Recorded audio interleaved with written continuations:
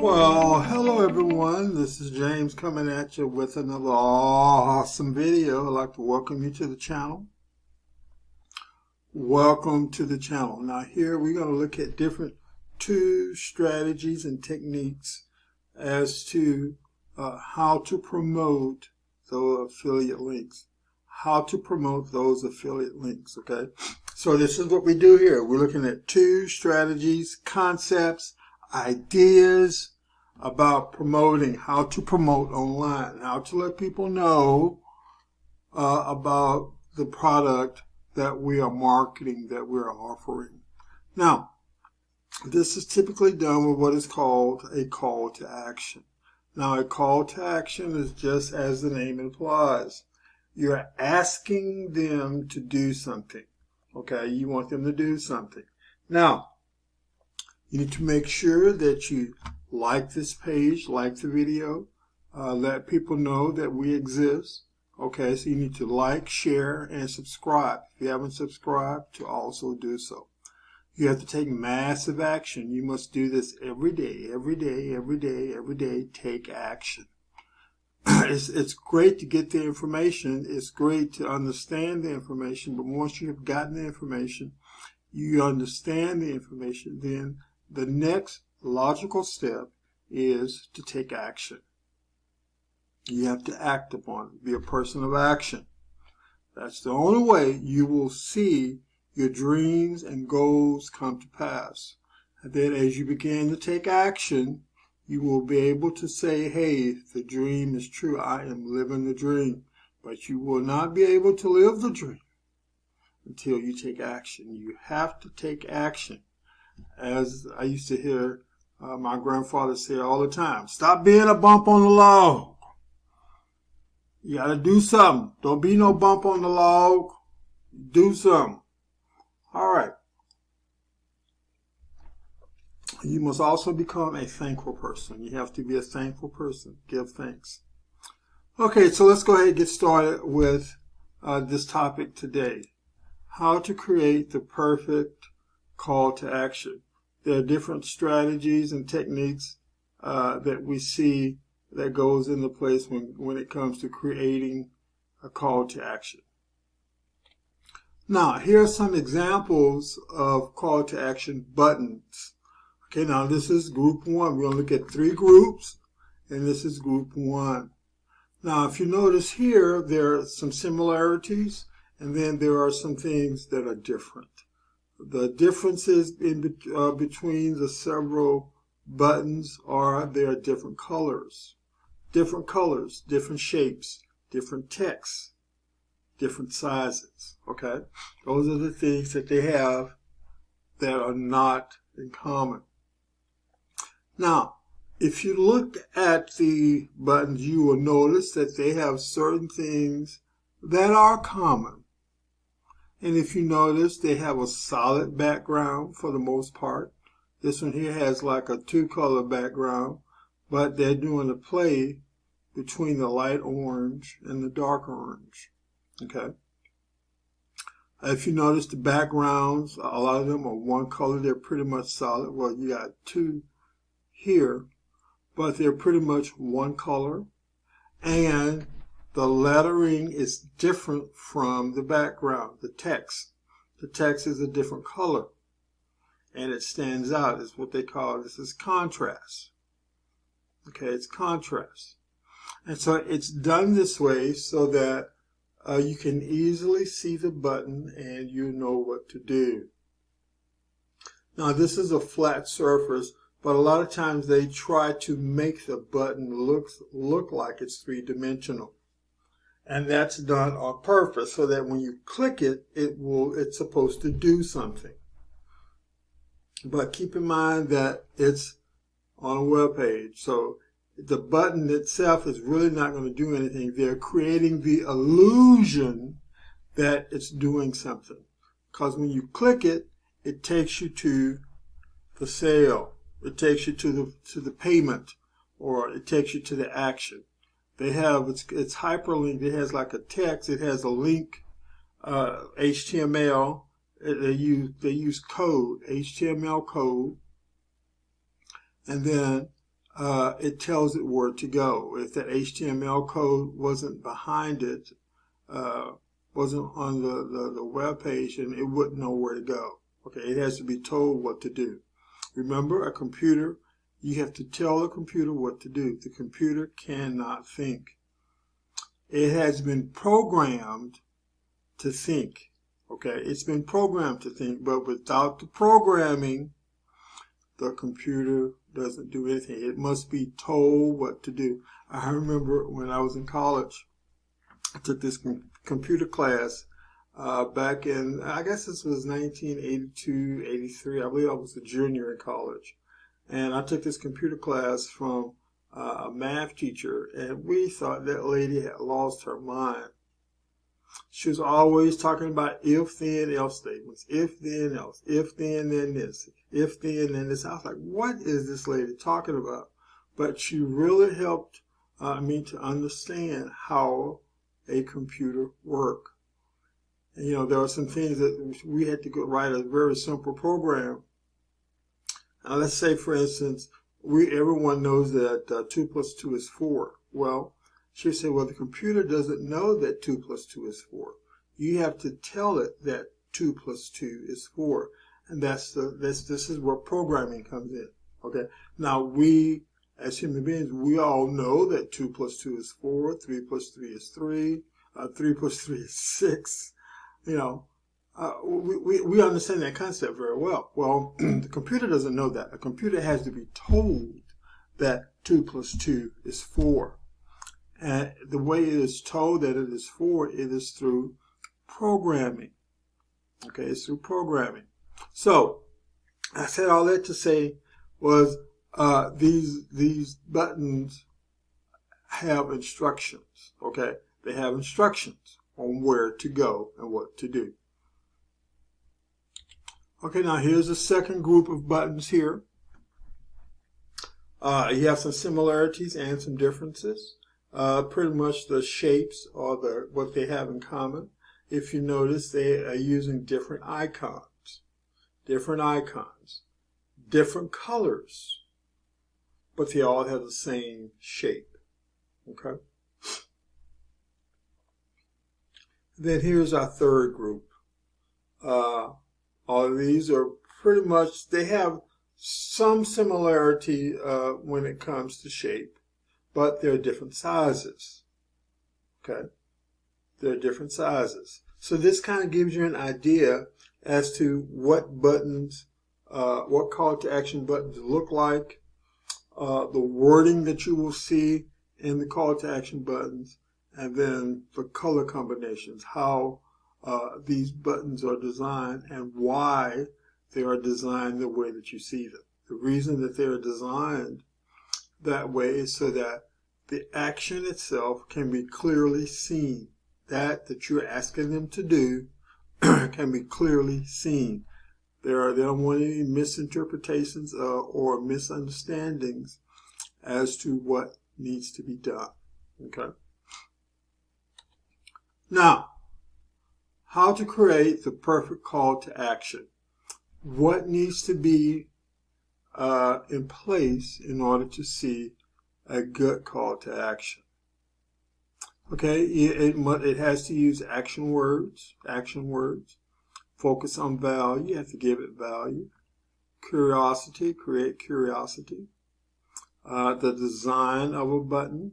And then once you've done all of these things, you need to test it. See if it works. See how the people respond to this button that you have created. So let's look at action words. Now, here are some examples. This right here is an example of action word. The action word here is join. Okay, join the webinar today. The action word is join. Okay, you want them to join the webinar, and you want them to do it when? Now, today, or now. The action word is join. What you want them to do? Join the webinar. When? Now. Okay, this is an example of a call to action. The action word, just like I said here, is join. Now you use these power words. You want to evoke a response. Okay, evoke a response. Now focus on value. Now make sure you're giving them value. One of the ways you can focus on value is by offering them something for free or risk-free. This is kind of like a money-back guarantee or risk-free. A lot of times your call to action will prompt people to act more quickly if they notice that it doesn't involve any money. Okay, so it's free. Now, this concept is also known as a lead magnet. Now, with the lead magnet, you will offer something for free, and in exchange for this free offer, you give me your contact information. And then you give me your contact information, then I give you this free item. Now, this free item that you are offering needs to be something of value. Okay, it has to be something of value. Okay. Now, sometimes also you can offer something for free, or you can give a discounted rate. And the reason you're offering something for free or a discounted rate is you want to increase conversions. Okay, you want to increase conversions. Now, the conversion is the actual click-through, the action. When they click that call to action button, it takes them to another page, and they fill out the information. And then they, once they filled in the information, they then hit the send button to send the information. All right. Now, you want to kind of create curiosity. Now, you want to, the best way to do this is to kind of turn the call to action into a game. Make it appear as if it's a game. Okay. Now, I know sometimes this can be kind of challenging to do that, but the people that have figured this out, they're doing extremely well. An example of this is what we call a coupon wheel, where they have a little wheel and then they spin it. And then where the arrow lands, that's the item that they receive. Okay, they made it into a game. All right. Now, on this coupon wheel or this game that you will create, you may have different price plans. You know, you may have a discount or some different type of price plan. Okay. A lot of times the background color is different. Some of them are the same, but the ones that I've seen, the background colors are different. And the reason they're different colors is they want the people to clearly see that the items are separate. Okay? And they use bright colors and things like this. Okay? And they do the comparison, that what's called contrasting. They do a contrasting. All right? So let's go ahead and see an example. Okay, now here's an example of a coupon wheel. This is what I told you. See here, it has the arrow. It has the arrow. They spin the arrow, and it identifies what gift or what prize they will receive. And if you notice, each section is a different color. Now, they have the same color scheme, but each one is different. Notice that there are some similarities and there are some differences. Now, you don't want it to be so complex. This is why you see some similarities. But you also see some differences as well, so they can tell the difference based on where this arrow has landed. What do you think would happen if, you know, here you got a light blue, orange, and light blue. They're kind of playing with the colors here. But what if all of this was white? Okay, then how would they be able to tell what spot? How can they clearly identify the section that the arrow has landed in? Now, some of them here, they have the different colors, but then on some of them you see the different colors and a black line or a white line, something that will clearly identify the different sections. Okay. Now, the design of your button. What are some of the things you need to consider when it comes to designing a button?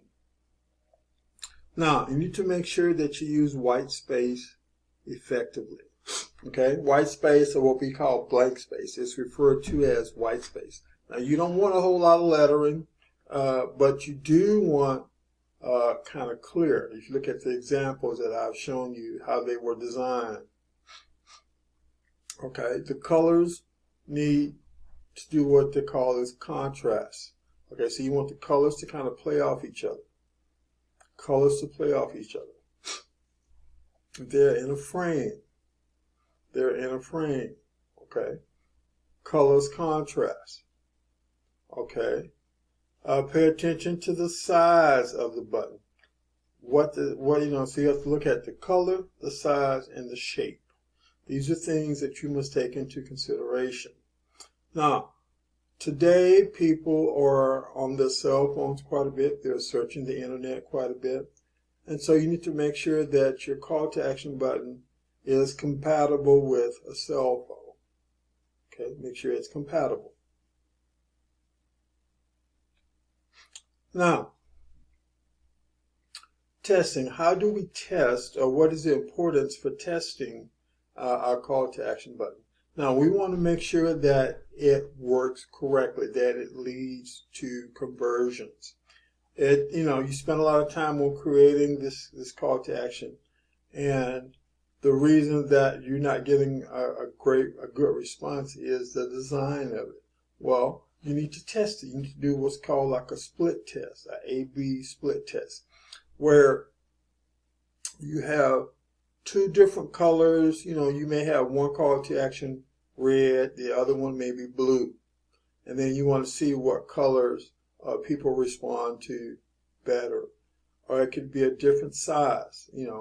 The button that's red may be 8 font, and then the other color could be a 9 font. Okay, so you want to try different variations of the button, and you want to see which one gets a better response. All right, these are some of the things that that you take into consideration when it comes to creating that call to action. What features, what style works better over the other call to action? And then the one that works the best, you will use that most frequent. So let's do a quick review here. How to create the perfect call to action. What are the concepts? What needs to be included when we're creating a call to action? Okay. Now, the answer to that question is this. Use action words. You need to make sure that you have action words. I've given you an example of action words. I've also provided you with examples on how it looks. Okay, some call to action buttons that are currently being used. You need to make sure that it's valuable, it's something of value. Let's say you're offering something for free as the clincher to close the sale, a bonus or something for free. You need to make sure that that bonus or that free item has value. Another thing is you want to create curiosity.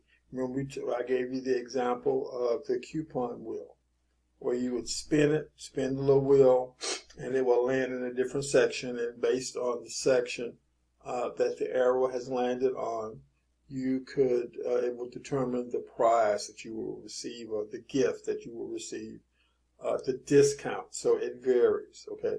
And that's done, you making it into a game.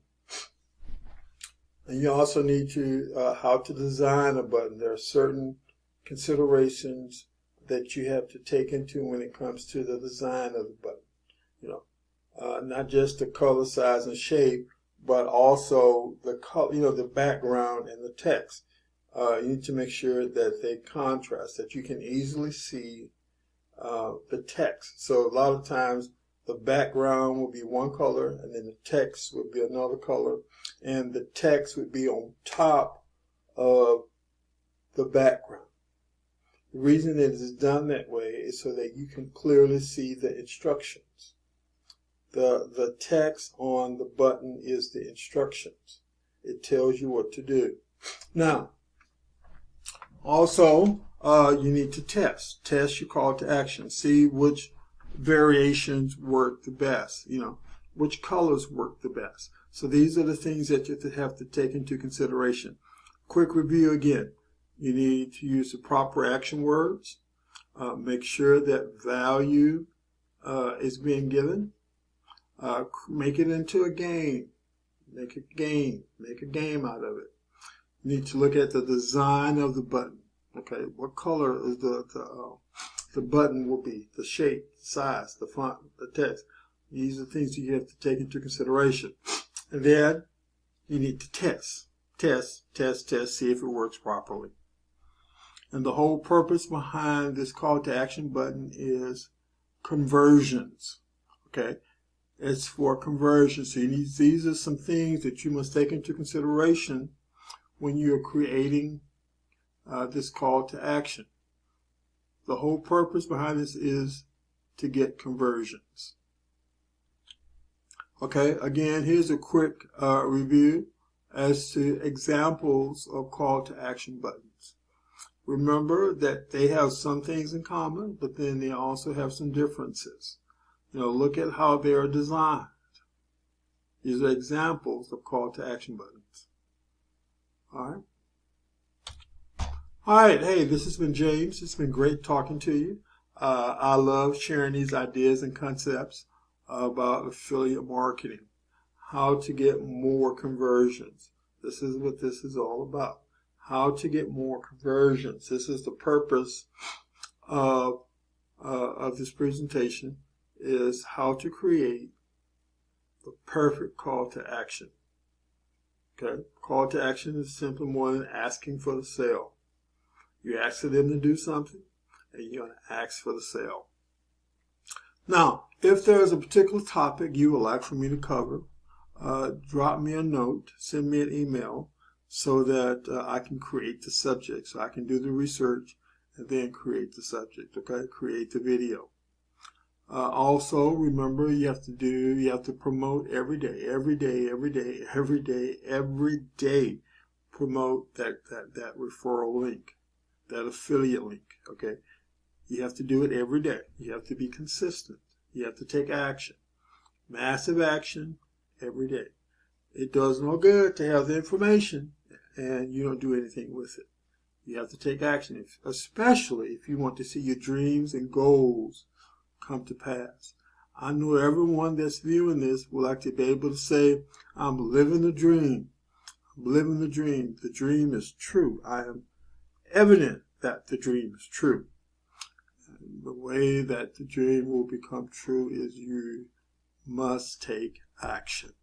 Action, action, action, action, action. These are things that you just absolutely have to do. And you also have to be thankful. Be a thankful person. Remember to like this page, to share the page. If you haven't subscribed, subscribe. Let people know that we exist. Okay? Let them know that we are around. Let them know. And you also have to be a thankful person. Be a thankful person. Positive mental attitude, PMA. You must have a positive mental attitude. You must believe that you can achieve. Believe that you can do it. I can do this. I can do this. I can do this. Kind of be like the little train that was going up the mountain. As the train was going up the mountain, he was like, oh, I think I can. I think I can. I think I can. I think I can. He's going up the mountain. And then as he approaches the tip top, it becomes very difficult. And he began like, oh, I think I can. I think I can. I think I can. He hasn't given up, but it becomes a little bit more difficult. Then there comes a point where he gets to the top and he goes over it and he begins to come back down. And on the way down, he starts to say, I know I could. I know I could. I know I could. It becomes easy then. All right. Well, this is the concept that you have to apply in your life, especially when it comes to affiliate marketing. Okay, there may be some times that it may be a little difficult than other times, but you just have to I think I can, I think I can, I think I can. Then you're like, oh, I got this. I know I could. I know I could. I know I was able to do it. Okay, and the way that you do that is by positive mental attitude, taking action every day. Taking action every day. Believe that you can do it. Get those negative thoughts under control, and be a thankful person. Give thanks. Now, so this is it for this video. It's been great chatting with you. I've enjoyed this session with you. Remember to like, subscribe, and share. Now, let me go ahead and add, until we meet again, may the Lord continue to bless you. May He smile upon you. May He grant you His favor, give you His peace. And may He also continue to enlarge your territory. Have a great day. This is James. Check you out later, alligator.